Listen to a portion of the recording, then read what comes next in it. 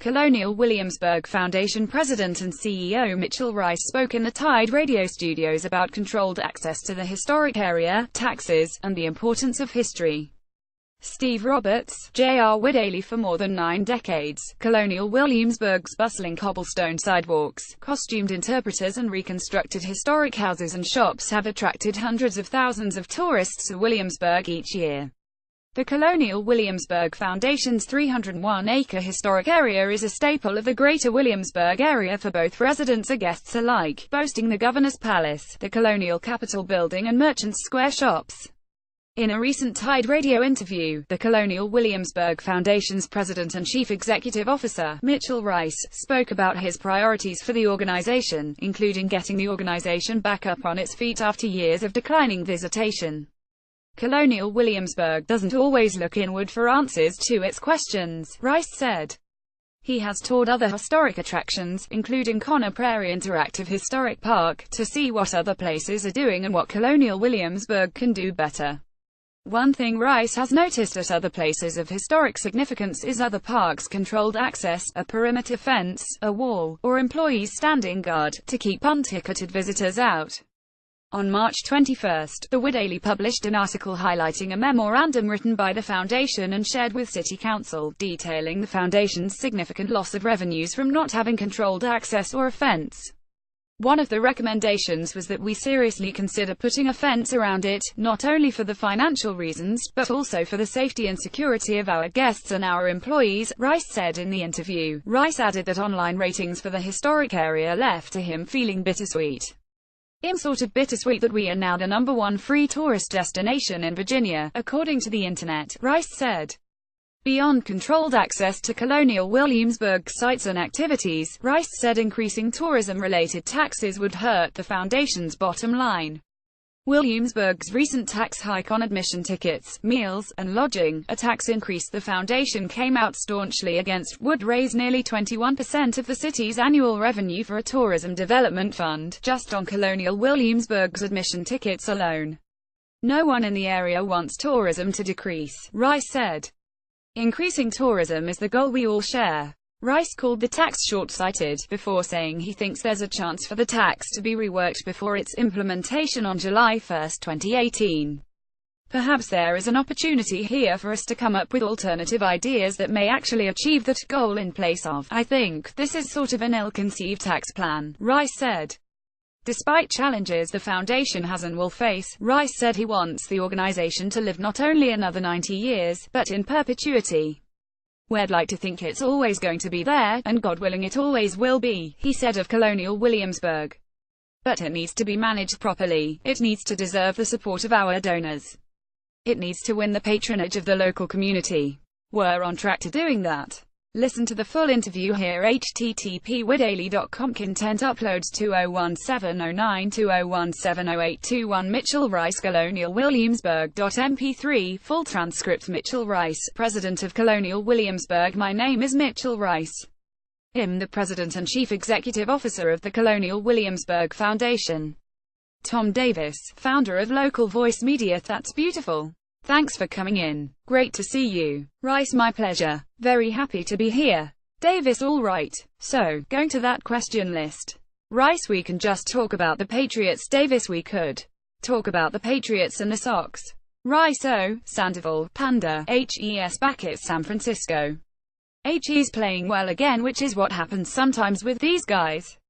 Davis, I think there's a good chance we're going to see a little Red Sox, Yankees in the playoffs. Reiss, well, I don't know. If Price is healthy, they have a chance to go far.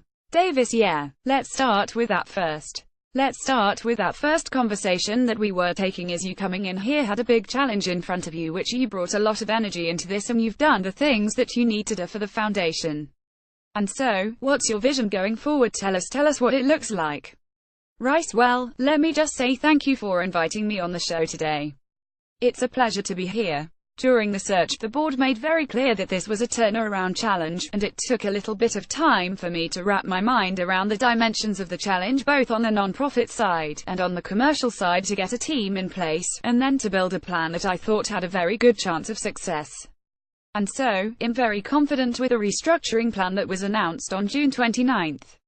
The response, I think, has been very positive from our employees, from the local communities, overwhelmingly positive from the donors around the country in terms of the emails and letters I've been receiving, because I think people understand how important this place is, not just for the local community obviously, but I think also in a larger sense for our nation.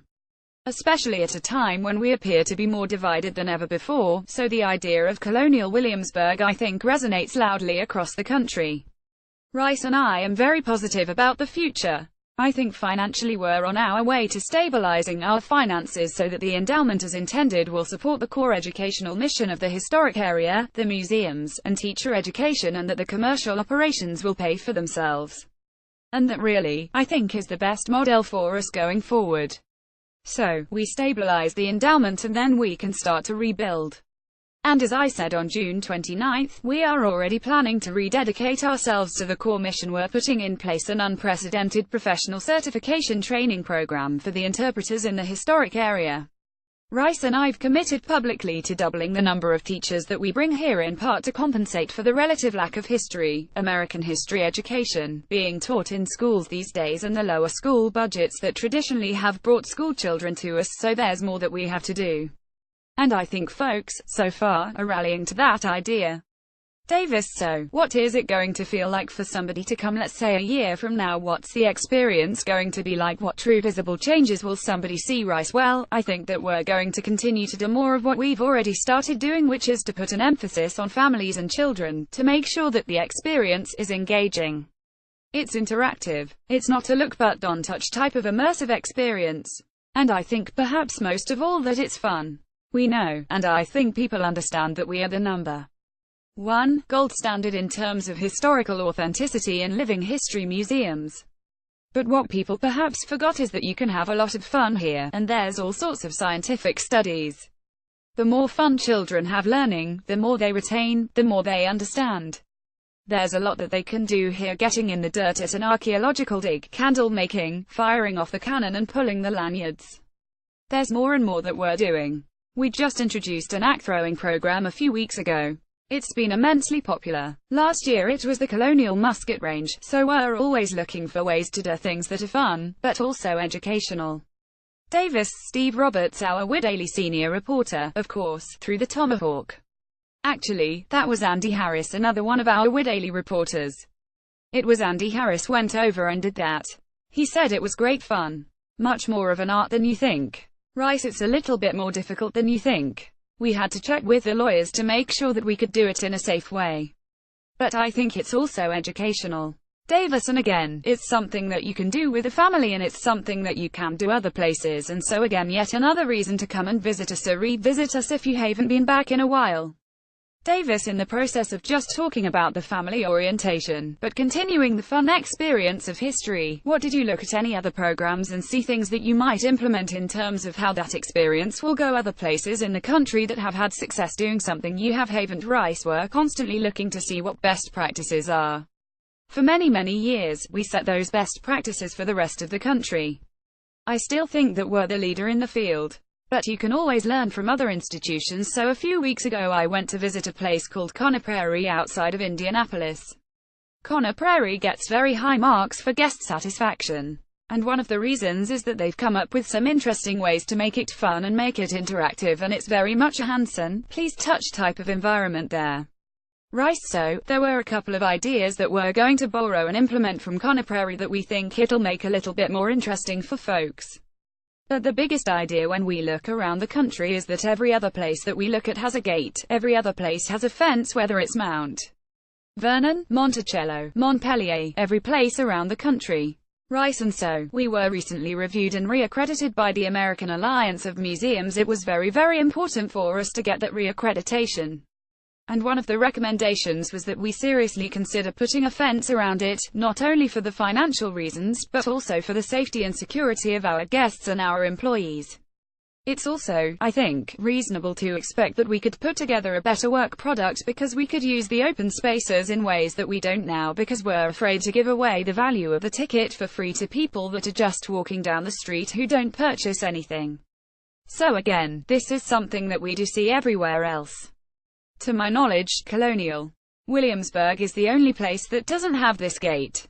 Davis: well, to your point, I'm sure you've seen this in Yelp and TripAdvisor and other places. There's a lot of people online all over the country saying go there but don't necessarily buy a ticket. Reiss: I'm sort of bittersweet that we are now the #1 free tourist destination in Virginia, according to the internet. We know that that's the case. Reiss: and I think that it's only going to put additional strain on our resources. There's wear and tear on our facilities. We all see the buses that drop people off at one end of Dog Street. Well, meet you in a couple of hours. We want people to come, but we need people's support if they're going to come and experience what we have to offer. Davis: it seems that being in that position for the Commonwealth that you actually don't get much of any funding, do you, from the Commonwealth? Reiss: we get no annual support from the state or the federal government. And often that's a surprise to people, and that's just one of the realities here. It's part of the explanation that I try to convey to people on June 29th, is that we do have financial challenges. The state and the federal government do not help us the way they help other institutions in the state. Davis: it's a really big point. I think it's also one of those that if it had been there all along, nobody would think there was a problem with it being there now. Reiss: well, that's human nature, right? That things roll over, there's inertia. You think it's inevitable. The reality is that there is nothing inevitable. Colonial Williamsburg, we've been very successful in terms of capturing the public imagination and being part of the cultural landscape across the country for 90 years. But as we saw with Ringling Brothers, Barnum and Bailey Circus, American icons may not last forever.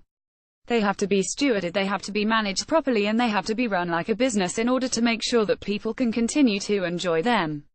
Davis: and so, what is the primary goal? First of all, you've realigned yourself operationally. What's the primary goal? To drive revenue up, more visitation, just more bodies in general? Reiss: well, of course, we always want more people to come and visit. That is our mission after all. There are 3 ways in which we can raise revenue. One is to attract more people, ticketed visitors certainly. And on that score, we're very excited about expanding our museums, which will be above ground for the first time ever when the expansion is completed in a couple of years' time. There is hospitality, which means the hotels and food and beverage. Again, the trends are very positive over the last couple of years. Reiss: we need to do better. We are investing millions of dollars in these facilities to bring them up to world-class standards, and we think that this will continue to spur their revenue growth that they've already demonstrated. And then the third is development. Our development team is getting out there in front of our wonderful donors and trying to connect with their passion, trying to see what gets them excited. What living legacy do they want to leave behind in this very special place so the generations to come can still enjoy it? Davis: are there some changes that you might like to make, but because of the core base of your most important donors it's just not possible under the mission? Or has flexibility increased over time? Reiss: well, again, I think that the board is very cognizant of the financial challenges. They approved the restructuring plan unanimously back in April.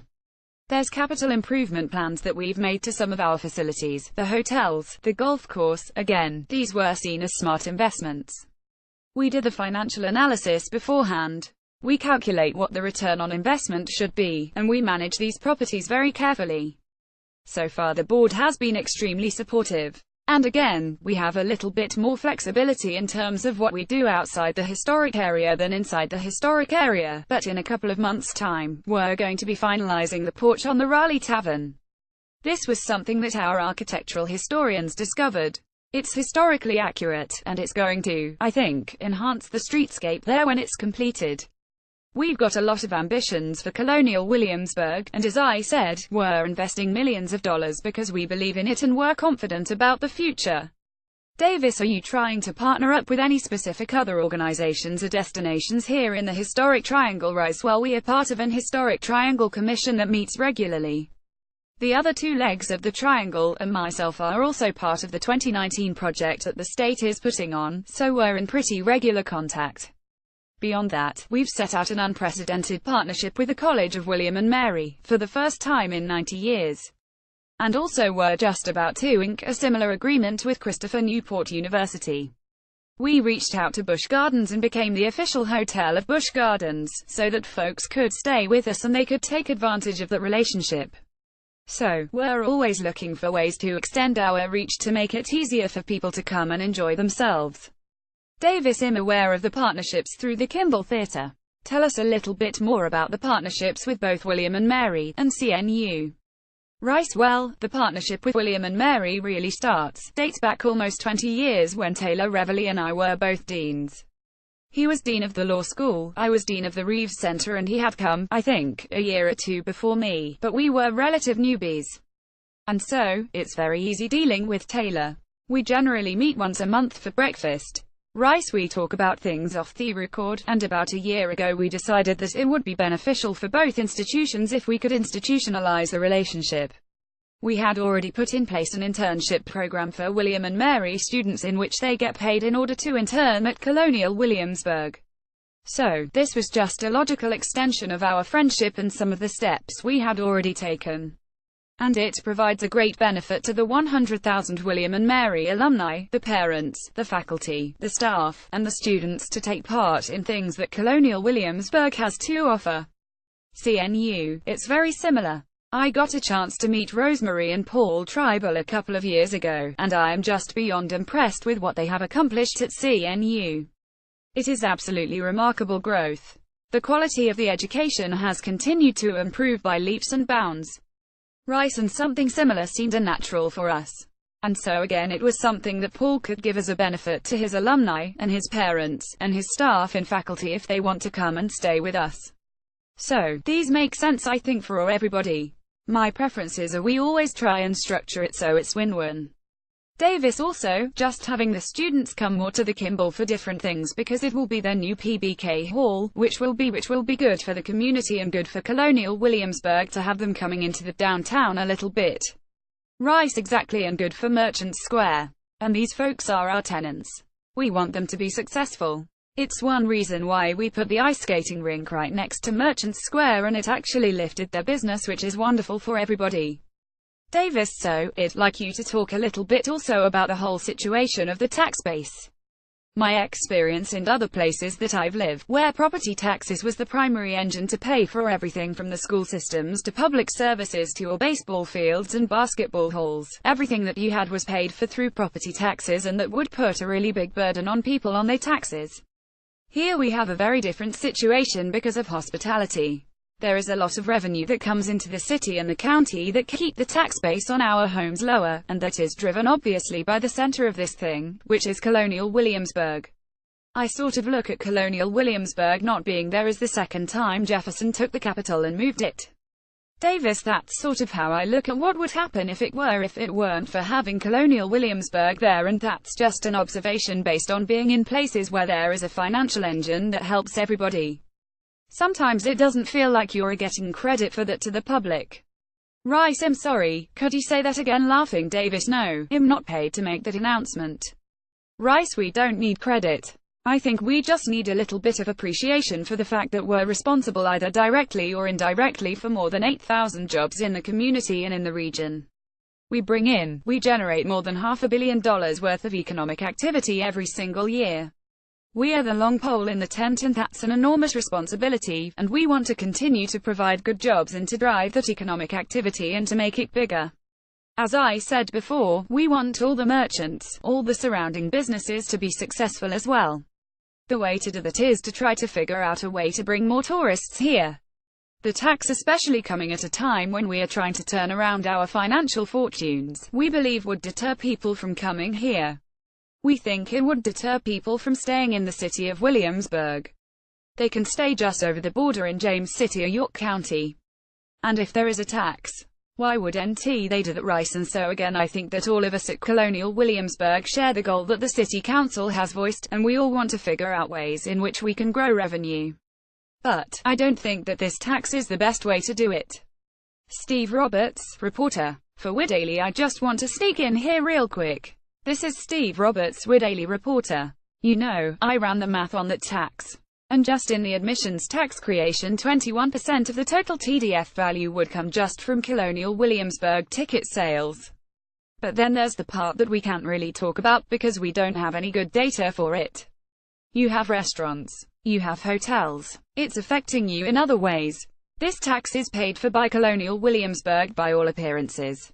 Reiss. Well, I think that's absolutely clear, Steve. And again, it's one reason, it's not just me opposing it. I think everybody who works at Colonial Williamsburg is against it. Again, the goal we all share is this being the means to achieve the goal. I think it's really short-sighted. And again, there hasn't been any financial analysis I've seen behind it that actually shows that it will drive revenue and achieve the objective that its proponents suggest. Now the good news is it doesn't take effect until July 1st. And so perhaps there is an opportunity here for us to come up with alternative ideas that may actually achieve that goal in place of, I think, this is sort of an ill-conceived tax plan. Roberts: okay. I think we can maybe move on to the next point. The pivot for the tourism tax. Made before the tourism tax, colonial Williamsburg was attempting to pivot back to its core mission, feeding the enduring American spirit. In paraphrasing, Reiss: well, get you the missions. Roberts: I've got to get the hat. Reiss: well, get you a hat with a mission statement. Roberts: but, you know, what does that pivot really show for colonial Williamsburg? What kind of returns are you seeing? Reiss: well, thanks for asking. I'm happy to say that this year, the first 6 months of this year, tourism was up 10%. School groups were up 20%. And again, I think it's because people are beginning to understand that we have been making these changes over the last couple of years. It is more fun, it is more family-friendly. There also is more to offer people of diverse backgrounds. The Native American program has expanded. The African American program has expanded. We're opening our arms wider to a more diverse America. We're not removing anything, we're just adding. And I think people can find their story if they come and visit with us.